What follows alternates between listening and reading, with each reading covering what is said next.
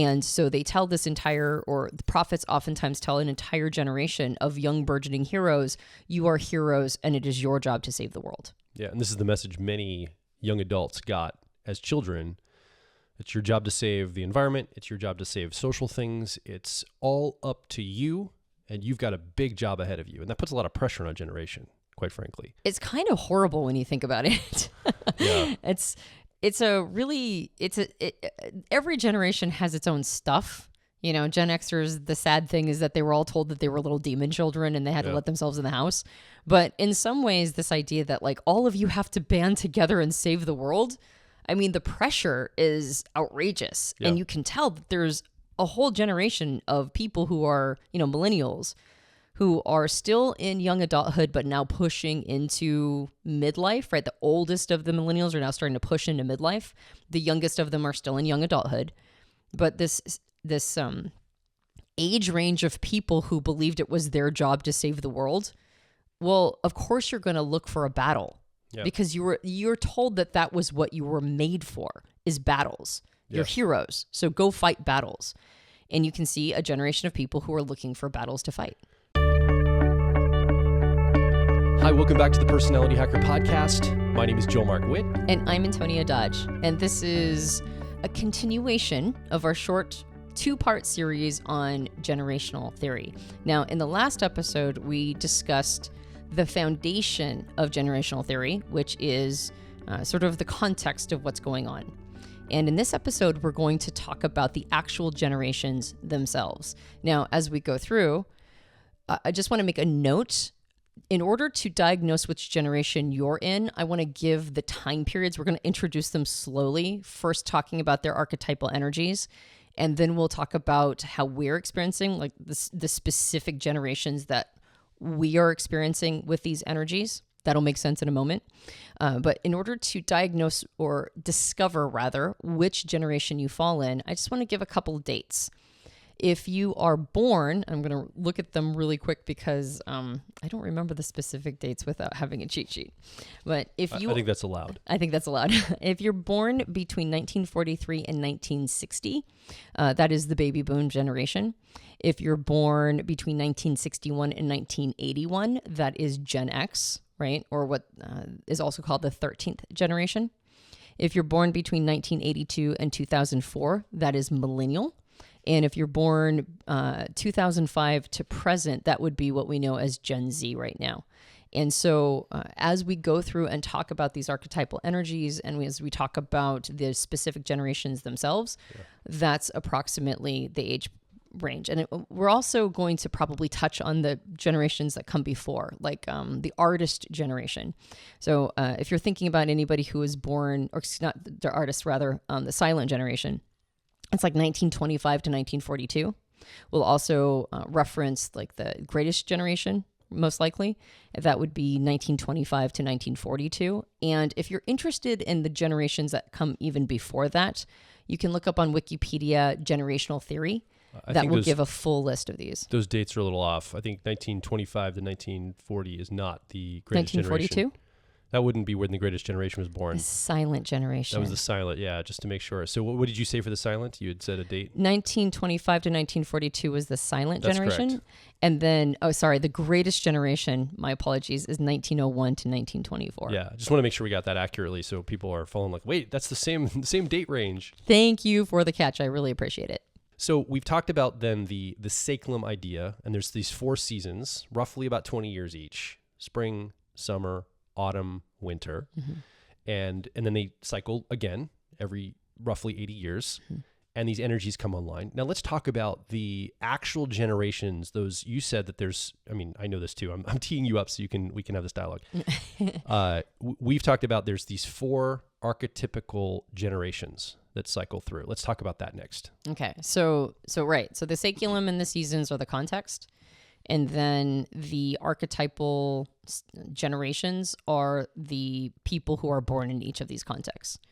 So the people who are born are the generation that is born in spring, in the time period of renewal and a high, are the what's called the prophet generation. And our version of the prophet generation are baby boomers. That's our prophets, right, that are alive right now.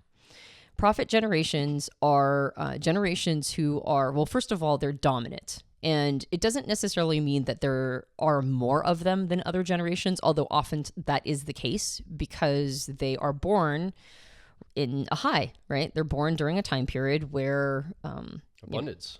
It's abundance. That's right. And prophet generations end up being a dominant culture even as children. And so they're used to being paid attention to. They're used to having influence. They're used to showing up and people giving them some credibility and credence just because they exist. And in part, it's because they were born right after a secular crisis. So they get paid attention to. These are the children that we want to take all of these learnings from the previous saculum, and we want to make sure that they're raised right. And so if you look at baby boomer generation, or specifically that generation, there's a lot of I don't know, like just things that were built for them, right? Things that indicated that they were paying attention to children during that time period. Previous generations, kids, like you threw them a broom and they got to go crawl up a chimney and, sort of rake it out in previous generations. At this point, national parks start to be created or not national parks, but city and town parks are now being fashioned for children to be able to play on them. Disney World and Disneyland, well, Disneyland specifically actually was created during the time period of the baby boomers, and that concept of a Disney dad was created during that time period. There was a lot more children's programming that ended up becoming a big deal because that was, they were all sort of trying to raise children right. And so the Mickey Mouse Club was a big deal during that time period in the wide world of Disney. And it just became this sort of culture where children were important, they were paid attention to, and even though they weren't coddled necessarily, I wouldn't say that boomers were coddled, they were still given a lot of weight and importance. Prioritized. Mm-hmm. Very prioritized. Exactly. And so that expectation, it carries with them into their life. Mm-hmm. Like, I think that my generation should be prioritized. We're important. Mm-hmm. And they were probably one of the first generations, too, that got a media label, like the baby boomers. I'm sure there were other labels, but in a mass media way, because television came on right around the time that these boomers were starting to be born. I mean, boomers in the television set, like broadcast television, pretty much were born in the same 10 to 20 year span. Like that was the technology that they rose with. Right. And so that influenced their culture a lot. And I think a lot of boomer culture was influenced by the television and television broadcasting. Mm-hmm. Right. So then boomers end up coming of age, that's when they come of age, is that time period of spring, which is a high. And then they go into young adulthood, right? They're now entering the 20-somethings, teens and 20-somethings during a spiritual awakening. And that's really why they get called prophets, is they become a force to be reckoned with, a cultural force to be reckoned with during a time period of spiritual awakening. And so they're the ones who were on the campuses talking about how, Vietnam wasn't okay. A lot of them were those who supported civil rights movements.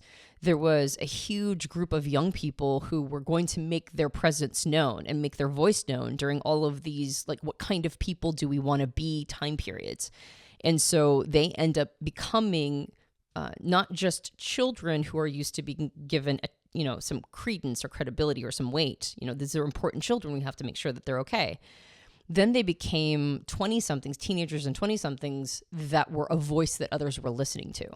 And so now we look back, there's a lot of statements around how boomers are, narcissists, or they only pay attention to themselves, or they only care about their own thing.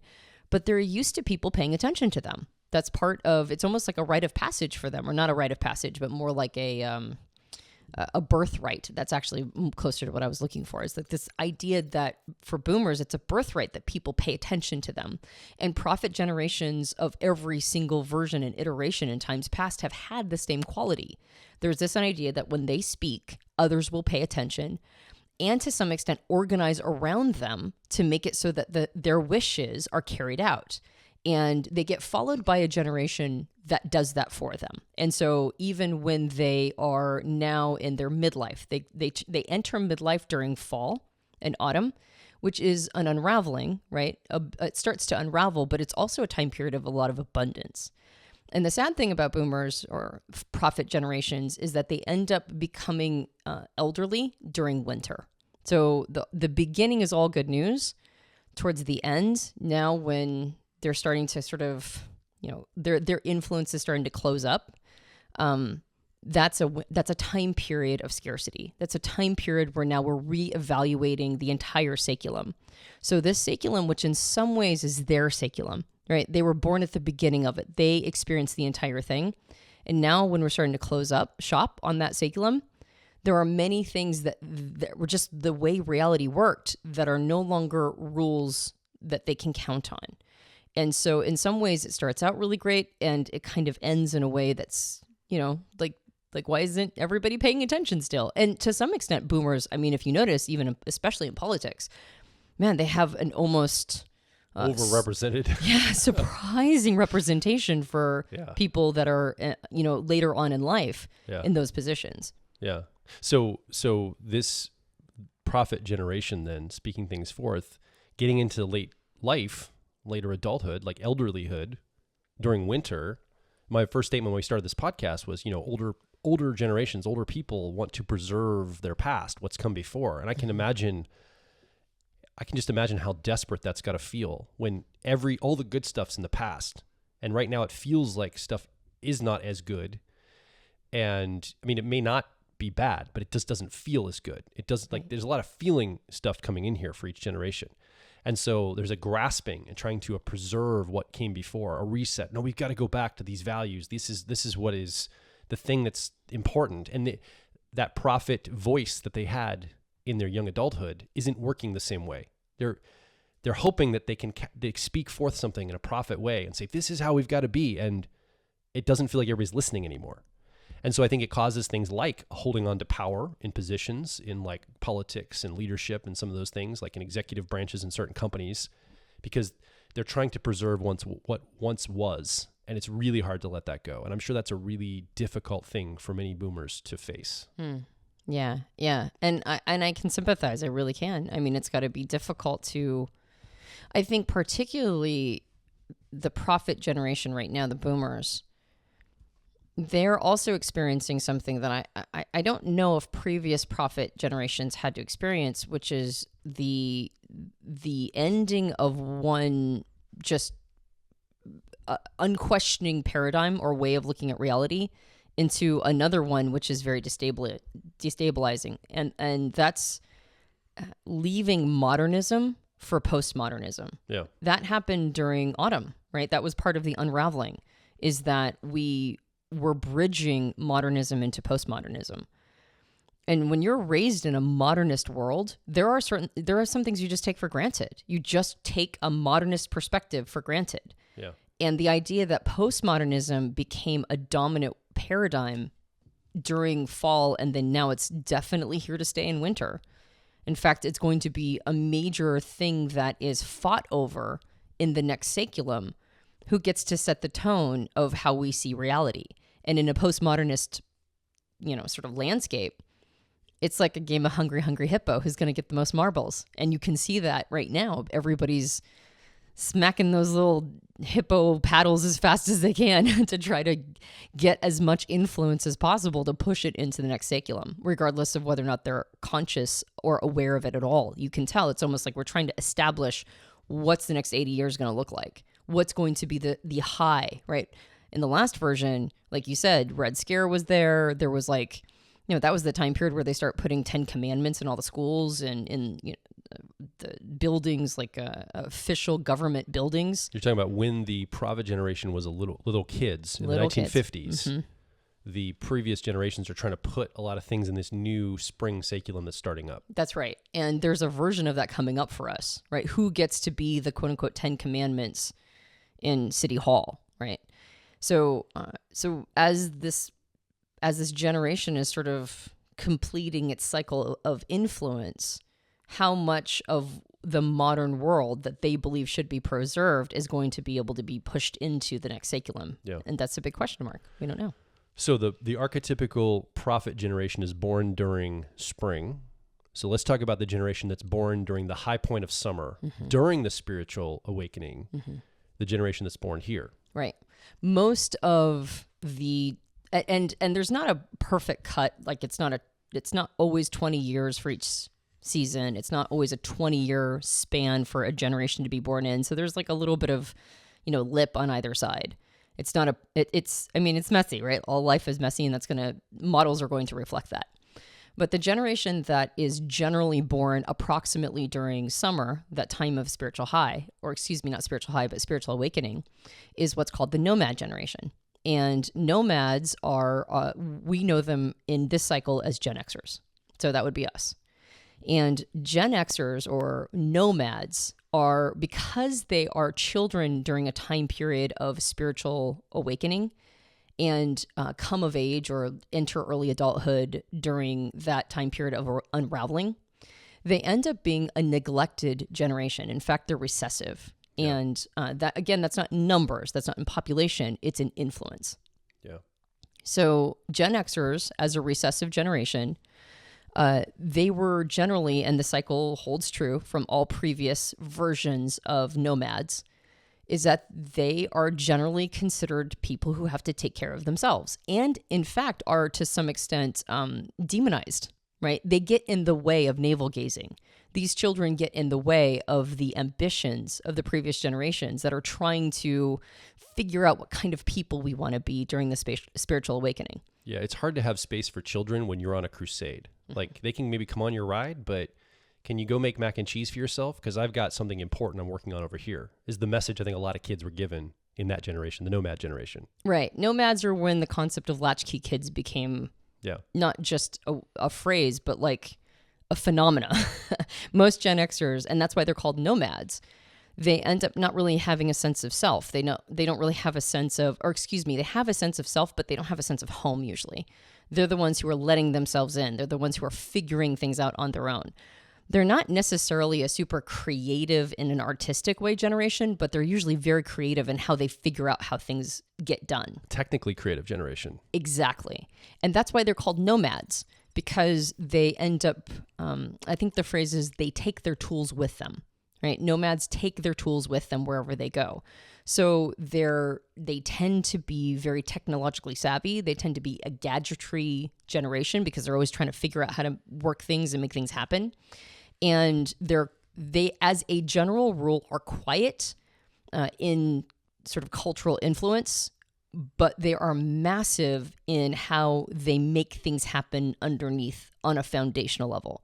So the prophets that are used to sort of speaking out their will and wishes on the world, it's almost always the next generation of the nomads that make it happen for them. So sometimes prophet generations don't even know how things work, right? They don't, or on a technological level, they don't know how, when they spoke something out, it just organized around them. They just know what happened. And Gen Xers tend to be, or nomads rather, tend to be really competent and capable, right? They are not necessarily influential in a way where they go, this is how we think the world should be. They're influential in sort of creating a foundation for the world, and everything gets built on top of those platforms. So because they're nomads, this generation archetypically, the energy it's nomadic, it moves around, it's free form, it's independent, doesn't need to be plugged into a system.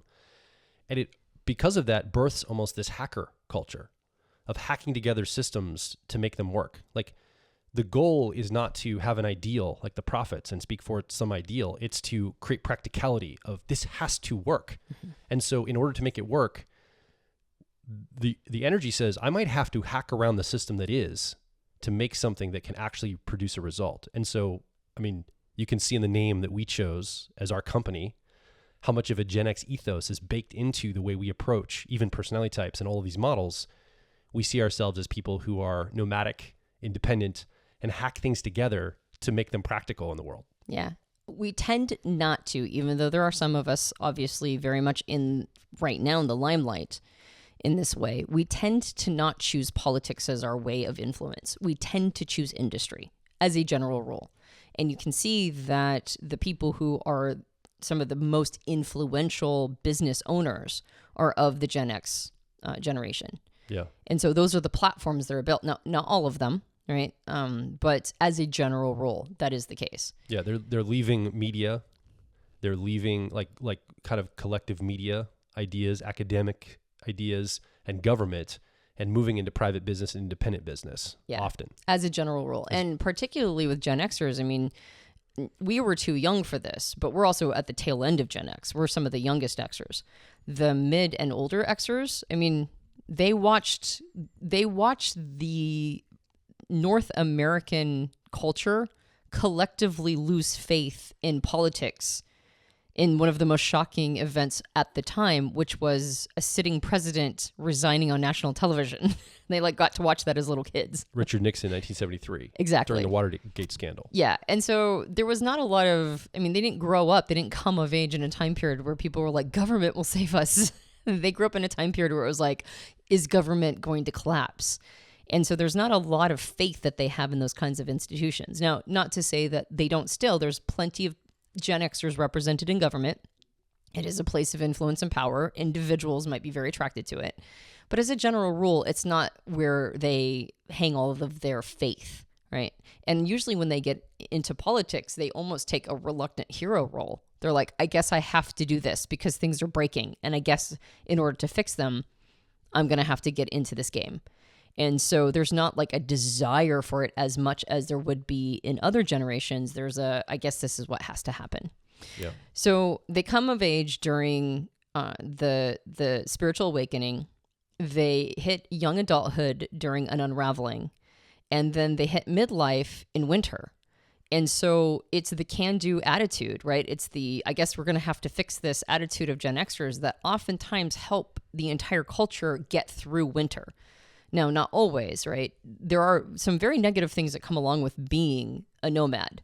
One of them is the massive independent streak, which makes it so that you don't play well with others very well. It's hard to play well with others. The other thing is that there tends to be a cynicism and a meanness to the generation. Like harsh. There's a harshness to Gen Xers or to nomads because they were kind of treated harshly themselves when they were kids. Yeah. Like I always find it very funny that just not even 10 or 15 years before, when the boomers were children, there were all of these really lovely movies and resources that came out for children. And then during the time period of Gen Xers, it was like Children of the Corn and The Omen and Rosemary's Baby. And like, there's all these movies and TV shows that made children the villains. And then almost like it was set to a clock. As soon as millennials came around, which of course is the next generation, it's like baby on board signs are there, and 3 Men and a Baby. 3 Men and a Baby, and it's like back to good stuff. My Girl, and like children are back to being the good guys. But before that, during the time period of Gen Xers, it was like, no, you're Damien from The Omen, you child that is in the way of my spiritual awakening. So there's a harshness to Xers, and people don't always like it, but there's a candor to it. There's a get it done attitude. There's I guess I have to figure it out. But there's also a winner takes all mentality among this generation, which means that this is the generation where like some of us are literally the wealthiest people on the planet, and some of us are, we never really got out of the trailer park. And I say this as somebody who was raised in a trailer park, by the way. It's like, that's the schism of this generation. It's very winner takes all. And it's harsh that way. Like there's a harshness to Xers that it's hard to overcome. Well, and it certainly explains why the Xer, kind of the middle-aged culture, is baffled at the sensitivity of everybody these days, especially young people, where, we're trying to create more understanding and compassion, but we're like, really? That's triggering, that's upsetting? Like that's not even a tenth of what I had to deal with as a kid or as a young person. And that doesn't excuse it. I'm just saying, like, I think our generation, the nomad generation, Xers in particular, really struggle with why people are so easily offended or triggered or whatever. Yeah. Well, and what's interesting though is I've also found Gen Xers to be some of the harshest in their support and white knighting of people's sensitivities. Does it make sense? Well, maybe because of the trauma that was faced as children, young adults. Yeah, exactly. I mean, they're the ones who also like put forward this idea of needing really high quality food. right? Because we're all raised on mac and cheese. Like we let ourselves into the house with a latchkey and then we made ourselves mac and cheese, right? Every afternoon. Yeah, and ate Doritos and drank soda, right? And then all of a sudden it was like, it became really important to make sure that like high quality food is everywhere. Yeah. And it's a reaction against how you're raised. And I think in some ways the harshness made it so that there is a certain subset of Gen Xers that very much protect and almost white knight sensitivities, but they're very mean about it. They're not very forgiving of people who come against them. Even the people who would be called quote unquote right side of history people, if they're Xers, they're kind of dicks about it. Yeah. And that's just that harshness of the generation. Yeah, I think you'll see Xers putting infrastructure and, like you said, industry in place to accommodate what their ideals are. Whether you agree with them or not, they're not just trying to speak forth their ideals. They're trying to create them. So I think Howard Schultz, he might be a boomer. I don't know. But not the founder, but one of the founder of the modern day Starbucks created this idea of a third place, a place to meet outside the home. It wasn't a private place. It wasn't a public place. It was kind of this personal third place. It was kind of an ideal. Whether he was an Xer or not, that's kind of an Xer ethos. John Mackey, I think it's his name, that founded Whole Foods. That's a very Gen X ethos. Again, I don't know if he's an Xer or not of that generation, but It's like, let's make it so you can go get the food that we say is important. Like, let's create the infrastructure for it. I think they might be boomers, but I think they're late boomers. Young boomers. Yeah. They're at the very end of boomer. That said, I think that the best place to see this is actually in the digital realm and platforms that were created online. Like the Google guys are definitely Xers. Google guys, I think all of those, Yahoo, Google, all those early tech companies, even some tech companies now. And now all those people are venture capitalists funding the next round of investment of technology. Exactly. Yeah. So you really see these platforms in a digital space. And that, I believe, is one of the biggest thumbprints of Xers. Is the virtual and the digital platforms that they created. That infrastructure is very influenced by the can-do, get it done, make it happen hacker ethos of Xers. Yeah. So let's talk about the next generational archetype. So we've got the prophets who were born in spring. They come of age. There's abundance. There's that spiritual awakening in summer that they go into in their young adulthood. And then during their young adulthood, the nomad archetype energy is born in summer, the season of summer. Now we get into autumn, and the energy that's born here is yet another dominant energy. It's not recessive or diminished like the nomads are. This is a more prevalent or prominent generational energy. Right. Yeah. It's highly influential. And this is the archetypal energy of the hero. So unsurprisingly, the hero generation is what we call millennials. And so millennials are born during an unraveling. And a harvest. And a harvest, right, exactly. So a lot of abundance. Abundance and the ability to pay attention to children, but at the same time, a big question mark about how it's all going to pan out culturally, right? Yeah. And so the heroes, the reason why they become heroes archetypically is because they enter young adulthood during winter. So they're born in autumn, but they enter young adulthood in winter. And winter is that time period of secular crisis. So who gets us through a crisis? Well, usually secular crisis is war, oftentimes, physical war. And who fights the wars? Heroes do. Heroes go fight wars. And so who do we throw at war? Young people, right? We throw people who are not little kids and not middle age. We throw young adults into war, into battle. And so this archetypal energy of the hero is required. So during an unraveling time period, like you said, it's also a time period of harvest and abundance. And unlike that spiritual awakening, this time period now goes back to paying attention to children. It goes back to believing that they're important and that we should be giving them some credence. Yeah. We end up creating a sense of, because our institutions have been reevaluated, because we have reevaluated the kind of people we want to be during the spiritual awakening, and we want to make sure that these ideals are very much carried out and carried forth, then we tell the hero generation as little kids, it's your job to save the world. You are our heroes, okay? We've figured out who we want to be during a spiritual awakening, and it's up to you, little kids, to make it happen. And this is part what prophets do. They speak out their ideals. They speak out how they believe the world should be. And so they tell this entire, or the prophets oftentimes tell an entire generation of young burgeoning heroes, you are heroes, and it is your job to save the world. Yeah, and this is the message many young adults got as children. It's your job to save the environment. It's your job to save social things. It's all up to you, and you've got a big job ahead of you. And that puts a lot of pressure on a generation, quite frankly. It's kind of horrible when you think about it. Yeah. Every generation has its own stuff. You know, Gen Xers, the sad thing is that they were all told that they were little demon children and they had to let themselves in the house.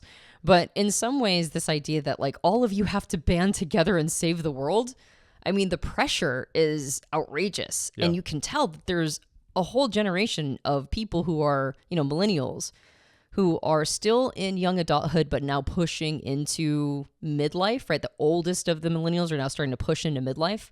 The youngest of them are still in young adulthood. But this age range of people who believed it was their job to save the world, well, of course you're going to look for a battle. Yeah. Because you're told that was what you were made for, is battles. Yes. You're heroes, so go fight battles. And you can see a generation of people who are looking for battles to fight. Now, just as a side note, the word millennial, the label for this generation, actually was coined by Strauss and Howe in their book Millennials Rising. And I remember my dad had it on his coffee table when I was like in the late 1990s, and seeing that book. Maybe it was the early 2000s. It was somewhere like over 20 years ago. I saw this book and I flipped through it even at the time. There's a lot of predictive things about what we're seeing now with this generation. And just imagine a generation that's prepared to save the world. It's almost a battle-ready generation. Like grab your weapons, whatever those are, metaphorically speaking. Prepare for battle because you're going to have to fight to make sure we're all going to be okay. And so what happens to a generation that's preparing for war that may not naturally come? One could argue that generation is potentially going to create that. It's going to find it even where it's not there. Yeah. And I think some of the things that we might be dealing with in our world today could be an archetypical generational pattern being played out of, I don't know where the war is. I don't know what to do. And that creates anxiety if there's nothing to put that hero attention to. Maybe I should create some disturbance. I need to create the drama to have the war, quote unquote, to be able to handle the archetypical energy that I have inside of me. Well, and it's also to some extent, and this is why I think these generations blame previous generations, not inappropriately, that to some extent they also are in that space because there was marching orders. Like prophet generations speak out their ideals. This is what we figured out about who we want to be during our spiritual awakening. And now we're going to, groom an entire generation of people who will go fight this battle for us. And so in some ways it's a marching orders scenario. And it's older people who start these battles, right? It's not the millennials. They're primed and ready to go get into whatever fray because they feel like that's what they were told their job to do, was to do, is save the world. So how do I save the world? And it's older generations that go, you save it in these ways. And both boomers and Xers have certain things that they think should be the case, right? That like, this is how the world is supposed to be, so make it so, right? And Xers are a little bit more likely, like these nomads are more likely to try to go handle it themselves, but they're independent. The hero generations are a little bit more collectivist, all right? They get together. They go, we're going to go fight as brothers in arms together. And so there's a little bit more, and that's one of the generational schisms, is that millennials and Xers very much clash, butt heads on this. Do we have a more collectivist view or do we have a more independent view? And again, because life is a paradox, both. You need both of them, and you need them in equal measure, and you need them both represented. So it's just a kind of anecdotal, but interesting. Look in the last 15, 20 years, some of the most popular movies that have been coming out, they've all been movies around heroes. So superhero movies, like Marvel and DC comic movies. Like Marvel movies have just been taken off. Like they're just huge. Now I think they're diminishing now.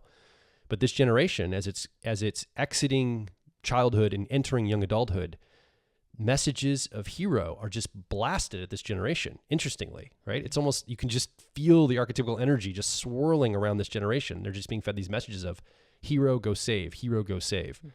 And so again, we're seeing this. And the last time we saw this, a hero generation, archetypical hero generation, was the greatest generation, born in the early 1900s, who ended up fighting the majority of World War II. For the United States and all the world, this generation together was fighting this war in Europe and in the South Pacific. And it was a global conflict, and this generation rose to the occasion as young adults to say, we'll do the hard stuff, we'll ration the food, we'll do what it takes, we'll tie our yellow ribbons around trees, we'll do whatever it takes to get through this, we'll plant our victory gardens, and we're going to make this victory happen. And all sides were probably feeling this way, but I'm coming from an American-centric viewpoint, obviously, as an American. And so that hero generation, they feel like they won that global conflict, that total war conflict. And now, okay, we can rest and now we can go into spring. Yeah. I mean, they were called the greatest generation for a reason, right? They went through a lot of hardship. And that was after them surviving the 1930s, which was after the economic crash, right? And of 1929. So there was a lot of reasons to call that generation the greatest generation. Yeah. But that was the previous version of the heroes. And so millennials are now taking that space, and there are going to be stories in the future told about this time period, right? Where those are going to be the hero stories of the future. And so there's a reason why they are a hero generation, because we need them during the secular crisis. We need that energy wanting to fight and get us through. Now, again, it's the nomads that usually architect our way out on a infrastructural level, but it's the hero ethos, right, that keeps us galvanized to get through to the other side of winter. So you really need both those generational energies. And then they end up becoming, they enter midlife during the high, right? They'll enter midlife during spring, and they'll be very influential in how that looks, how spring looks, what are the values of the next saculum. They're going to be very influential in crafting that. And you can see in the 1950s how rigid and collective the last hero generation was. There was not a lot of dissent, at least in American culture, in the 1950s. You were on board with one way of doing things. Now, postmodernism might inject some differences here in the next cycle of this. But I would argue that the hero generation now, millennials, they have some rigidity in, like, you fit this kind of this narrative, this framework, or you're out. Like, you're either in this or you're out of this. And that was a very prevalent viewpoint in the 1950s. And I think the high watermark of it was the McCarthy trials in Congress, the Red Scare, and just canceling writers in Hollywood and all these people that had dissenting views.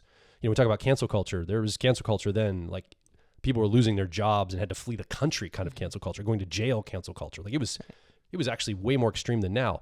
But that's that generational's energy, is kind of a sense of, like, you're either in with us or you're out away from us. Right. And that's going to be an interesting challenge to see as we get through this quote unquote total war time period, however that plays out, and we enter into spring.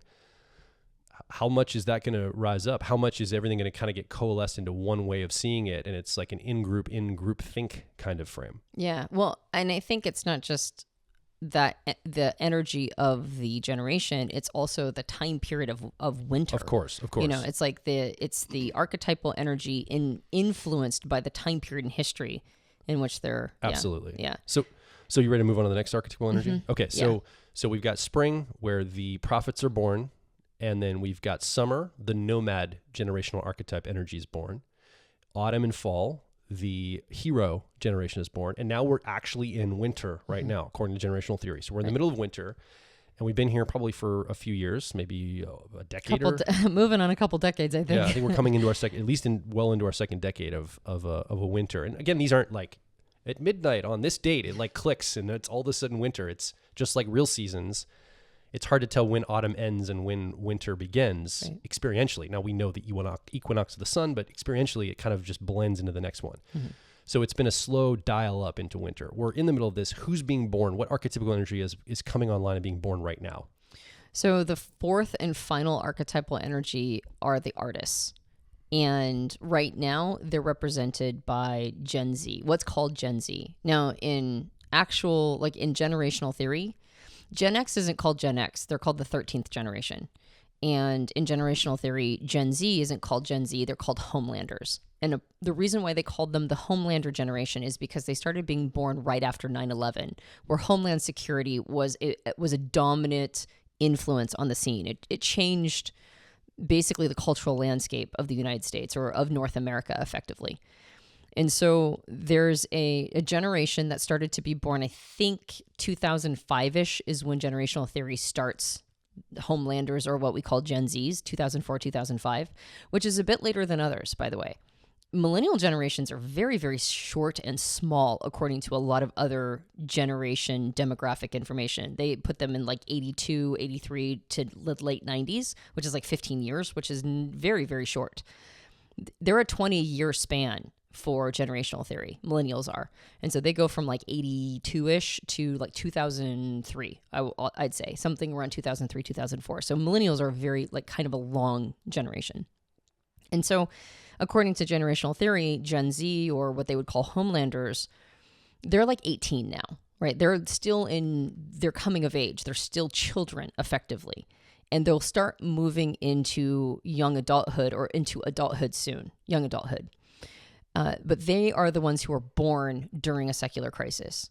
And so artist generation children, because they're born during a secular crisis, like the nomads, they end up being ignored. Now, nomads were ignored for navel gazing, but artists are ignored because there is legit crisis happening.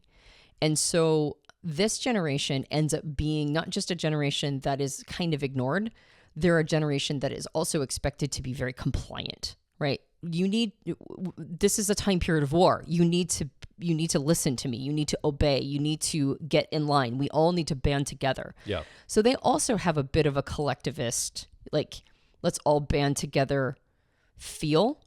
And they also tend to be compliant. They tend to be obedient children. Now, if somebody is of this generation right now, especially if they're a teenager, they're not going to be like, I'm a compliant, obedient child. They might not identify with that. But there's a sense of, what does the world need right now? What does it need of me? And I'll show up doing that because I know that we're in a crisis time period. I know that life is hard. I know that it's really tough on everybody. So what do I have to do, and what do we all have to do in order to make life a little easier? Yeah. Now, they're called artists, though, because they end up being mostly shielded themselves from the hard work that the heroes have to do. Like, heroes have to go to war, right? The millennials have to, quote unquote, go to war, in whatever that means. And we might actually see a literal physical war breakout. Well, we are seeing that in Europe. That's right. Exactly. That is currently happening in parts of the world. And we'll see if, like, somebody, flicks that domino in order to spark something like World War III. Fingers crossed that does not happen.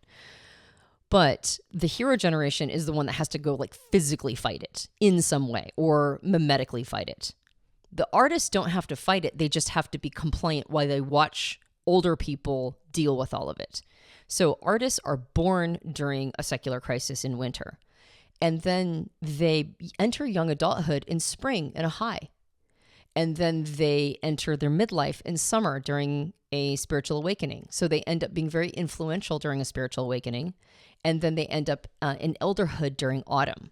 So they actually, in the timeline, even though they're born during rough times, they end up not really having to fight much, right? They kind of miss all the action. But they end up becoming so influenced by these time periods that they start creating art out of it. So the phrase is, they sing the songs of the heroes past. They sing the songs and they tell the stories of the heroes that came before. And you can kind of see this energy represented in this generation in Gen Z with all the technology that they make good use of.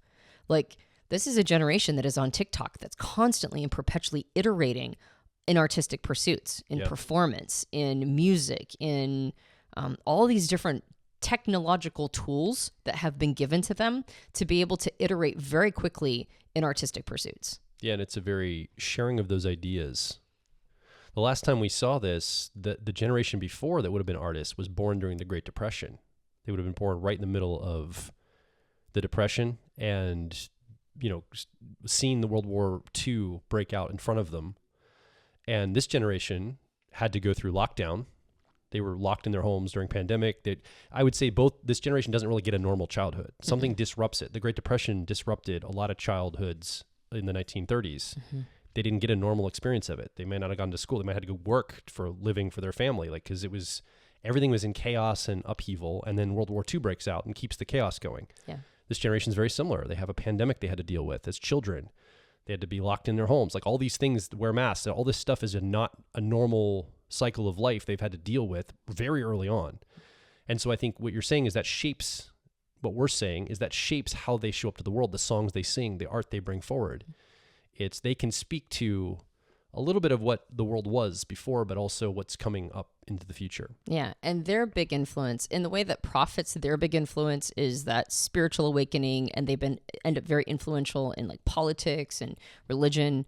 And then nomads end up very influential in technology and in industry. And heroes end up very influential in also politics oftentimes, but in activism and in, becoming, heroes for war and that sort of thing. The artist generation ends up becoming influential in art. Now, the previous version, we called them the silent generation, interestingly enough. And in part, they didn't take a lot of positions in politics. Now, there is some in politics, but what's fascinating is that we've never had an artist, quote unquote, of that generation, of the silent generation. We never had a president of that generation until Joe Biden. He's the first artist generation that ever became a sitting president, which is fascinating. And he's he is considered an elderly president at this point. So all of those many, many, many decades, we never had one from that generation. We've had other politicians from that generation, but never a president. Well, they're all in the arts. I mean, just like the nomads are in technology and not government, the artists are in the arts and maybe not government. Right. And again, the last cycle of this, the children that were born during the Great Depression and World War II grew up and were the Bob Dylans, the Beatles, Led Zeppelin, Rush, like all these. Well, Rush is younger; they're probably boomers. But some of these early, the Beatniks in the 1950s. That's right, like Jack Kerouac. What's his name? Ginsberg. All these writers and influencers that were creating art. They kind of started to challenge this whole collectivist 1950s Red Scare movement type energy. Right. They're saying, wait a minute here, and they're starting to release thinking and art around this, which influenced the baby boomers and the prophets. You got it. Which is interesting, right? You see these cycles start to go. Right. Which then helps spark a spiritual awakening. Yeah. Yep. And so these 4 generations, and then it starts over again. After the artists, then another generation of prophets is born, and the cycle begins all over again. And so you've got this 80-year saeculum, approximately 80-year saeculum, with 4 seasons of approximately 20 years, with 4 different generational archetypes that are born and take on these characteristics and traits based on the world events around them and how they are treated based on these world events, whether or not they're treated as precious, whether or not they're treated as inconvenient, whether or not they are told that they're supposed to save the world, whether or not they're told to be quiet and obey. They each get these sort of traits of the generation that show up, and each one of them must be represented. Right? Every single one of these generations comes with an incredibly important place in society and reminder to everybody. But what ends up happening is, just like in personality types, we end up clashing. We end up having infighting. We end up going, no, my generational ethos is the one that we're supposed to be paying attention to, not yours, forgetting that they all need to be represented. Now, we mentioned that there are certain places that these generations end up. We mentioned how there's not a lot of Gen Xers in politics. Well, right now, there's actually a lot of Gen Xers in politics, very unusually for this time period. But right now, because we're at that age, right? Xers are now in midlife, and that's the age you enter politics if you're going to oftentimes or get influence. So right now, there's a lot of influence of Gen Xers in politics. But traditionally, we're the ones who steward technology and industry. There are right now heroes that are in tech, right?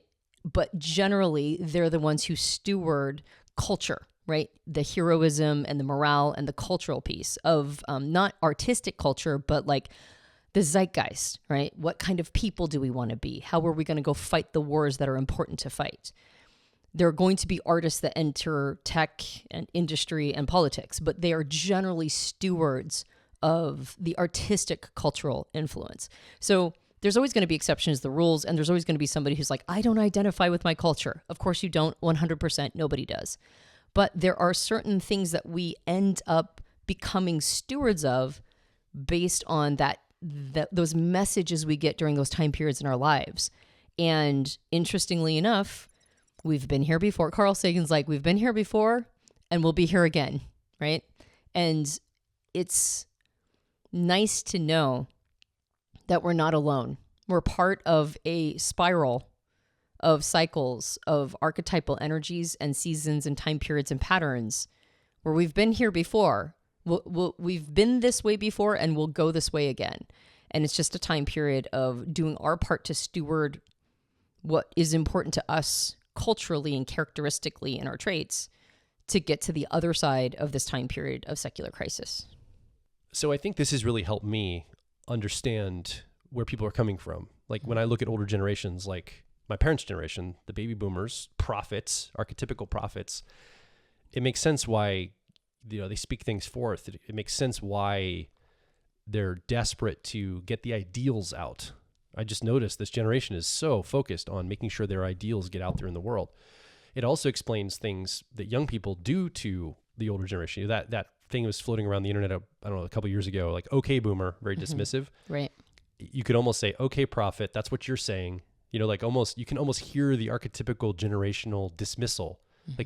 Like you're just a prophet. You're just speaking stuff. Just, okay, whatever you're saying there, like we're talking about real stuff here, but you're just saying stuff. Well, and also your time period is done. Yeah. Right. Like there's a sentiment of that. Now, I mean, it's really sad because we have lessons to learn from every generation. We have lessons to learn from every saculum. We should not be ignoring and neglecting older generations because they don't feel relevant. But there is a sense that like that's the saculum that's closing down. And there's a new saculum that is actually on the rise or we're about to enter. And that's the important stuff to younger generations. And so what's happening in this total wartime period of winter is the battle is, I mean, it looks physical maybe or ideological in like a visceral way. There's fighting or whatever's going on energy wise, but what's actually being evaluated is what values are we going to let die from this past saculum we just left, and what values are we either going to create new or take and put into the new saculum going forward. Like this is a reset moment, and war is often a reset moment. It's chaos and devastation, destruction. It's a forest fire that burns the forest, the ground that now new life has to spring out of. So we can see that energy. We're in this time period where there's a desperation to make sure that my values, whoever you are, is represented into the new world that's being created on the other side of all of this. And everybody's trying to fit it's like just everybody just trying to get their line items on that document or whatever, whatever's going next. It's like, it's got to be represented. And it's very desperate feeling. So we talked about this again, and we think this is a great framework for you listening. But what's coming up for you as you listen to this? Are you identifying yourself in some of these generational energies? Which generation do you identify with from, the time period you were born and some of the energies? Maybe you identify with the generation you weren't born in. Maybe you identify with a very different generation, which happens sometimes. We have different energies. These aren't just cut and dry energy archetypes, I guess. They're all over the place. So which ones do you identify with? What's coming up for you as we talk about this? Can you see the usefulness or the utility in seeing a little bit of the perspective, the archetypal energy of a generation? And we'd love to hear from you, your comments, your questions, more importantly, your story. If you have a story you'd like to share, maybe about generational conflict or generational reconciliation or understanding where people of different generations are coming from. That's really what the goal of this conversation is to create understanding and awareness around these things. Come over to personalityhacker.com. Directly below this episode, leave a comment, ask a question, or share your story. Make your voice heard. And if you enjoyed this podcast, you can subscribe to us on iTunes and various Android platforms. If you leave a rating and review on iTunes, it helps us out a lot. We also have a video podcast. It's on YouTube. Go ahead and click like, subscribe, and that little bell that lets you know when the new video comes out. We have a book. It's called Personality Hacker. You can get it in all major book retailers. And if you leave a rating and review on Amazon or on Goodreads, that also helps us out a lot. And of course, we have a suite of programs that is designed to help you figure yourself out, figure out where you fit in this big old world, and really focus on becoming the best version of yourself in whatever way what that means for you as a person, as an individual. So I highly recommend checking out our owner's manuals for your personality type. It goes through not only information about your personality type, but also some of the phenomena that show up, like things like how you get in a flow state, what are called loops and grips, which are elements of your personality that might hijack you. And it really creates a fantastic owner's manual for who you are, or at least get you started on creating your own owner's manual. So head over to personalityhacker.com and check out the owner's manual that is designed for your best fit type. My name is Joel Mark Witt. And I'm Antonia Dodge. And we'll talk with you on the next Personality Hacker podcast.